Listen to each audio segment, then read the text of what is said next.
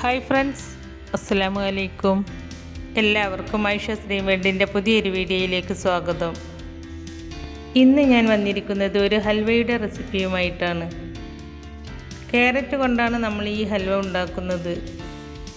അപ്പോൾ വളരെ സോഫ്റ്റ് ആയിട്ടുള്ള, വായിലിട്ടാൽ അലിഞ്ഞു പോകുന്ന നല്ല ടേസ്റ്റി ആയിട്ടുള്ള ഈ ക്യാരറ്റ് ഹൽവ എങ്ങനെയാണ് തയ്യാറാക്കുന്നത് എന്ന് നമുക്ക് നോക്കാം.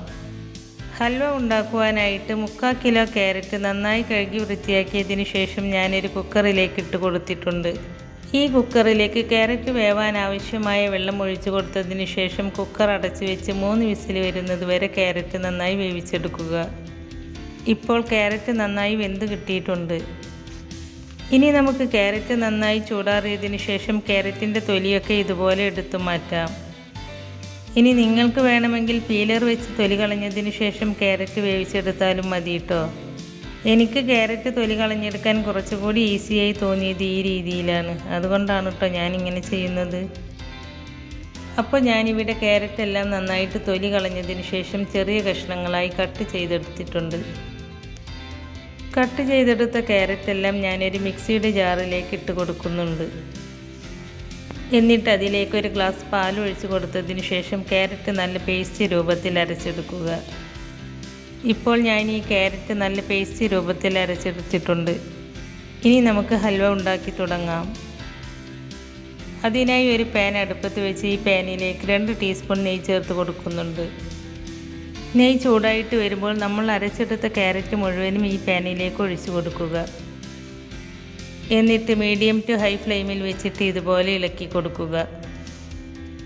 ഈ ഹൽവ ഉണ്ടാക്കുവാൻ ഒരുപാട് സമയമൊന്നും വേണ്ട കേട്ടോ. പെട്ടെന്ന് റെഡിയായി കിട്ടുന്ന ഹൽവയാണിത്. ക്യാരറ്റ് കൈവിടാതെ ഇളക്കി കൊടുക്കുമ്പോൾ ഇതുപോലെ തിക്കാവാൻ തുടങ്ങും. അപ്പോൾ ഈ സമയത്ത് 1 ടീസ്പൂൺ നെയ്യ് ചേർത്ത് കൊടുക്കുക. എന്നിട്ട് നന്നായി മിക്സ് ചെയ്തെടുക്കുക. ഇനി നമുക്കിതിലേക്ക് ആവശ്യമായ പഞ്ചസാര ചേർത്ത് കൊടുക്കാം. 1 കപ്പ് പഞ്ചസാരയാണ് ഞാൻ ഇതിലേക്ക് ചേർത്ത് കൊടുത്തത്.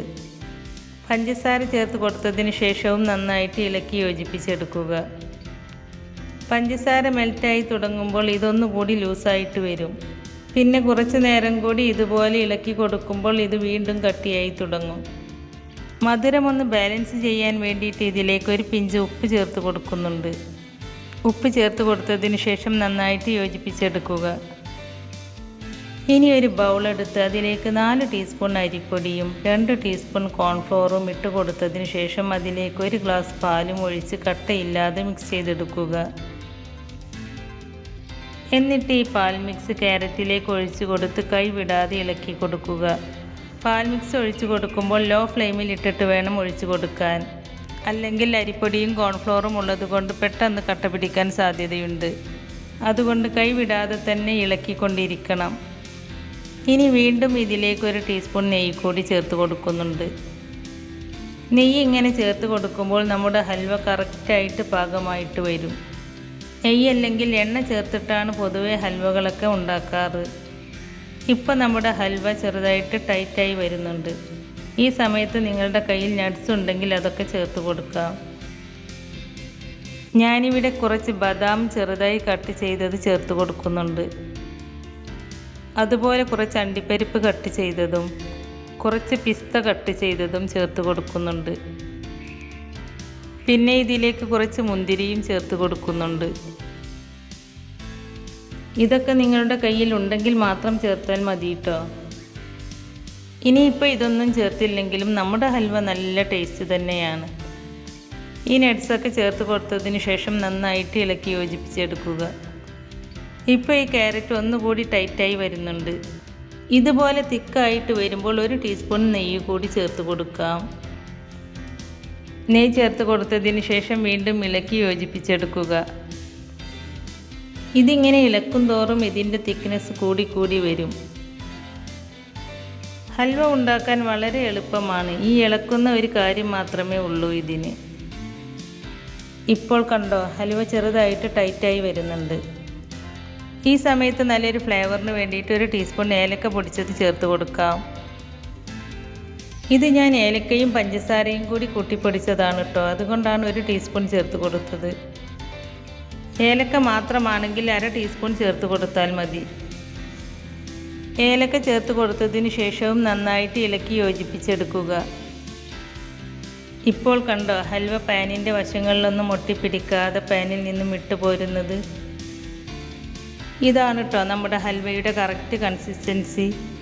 ഇനി നമുക്ക് ഫ്ലെയിം ഓഫ് ചെയ്ത് ഏത് പാത്രത്തിലാണോ സെറ്റ് ചെയ്യാൻ ഉദ്ദേശിക്കുന്നത് ആ പാത്രത്തിലേക്ക് ഇട്ട് കൊടുക്കാം. ഞാനിവിടെ നേരത്തെ ഒരു കേക്ക് ടിന്നിൽ കുറച്ച് നെയ്യ് തടവി കൊടുത്തിട്ടുണ്ട്. ആ കേക്ക് ടിന്നിലാണ് ഞാൻ ഹൽവ സെറ്റ് ചെയ്യുന്നത്. ഇനി നമുക്കൊരു സ്പൂണിൻ്റെ പുറത്ത് കുറച്ച് നെയ്യ് പുരട്ടിയതിന് ശേഷം ഇതുപോലെ പ്രസ് ചെയ്ത് സെറ്റ് ചെയ്തെടുക്കുക. ഇപ്പോൾ ഞാൻ ഈ ഹൽവ സ്പൂൺ വെച്ച് നന്നായി പ്രസ് ചെയ്തെടുത്തിട്ടുണ്ട്. ഇനി നമുക്കിത് 2 മണിക്കൂറെങ്കിലും റൂം ടെമ്പറേച്ചറിൽ സെറ്റാവാൻ വെക്കണം. 2 മണിക്കൂറിന് ശേഷം ഞാൻ ഈ ഹൽവ ഒരു പ്ലേറ്റിലേക്ക് മാറ്റിയിട്ടുണ്ട്. ഇനി നമുക്കിതൊന്ന് കട്ട് ചെയ്ത് നോക്കാം.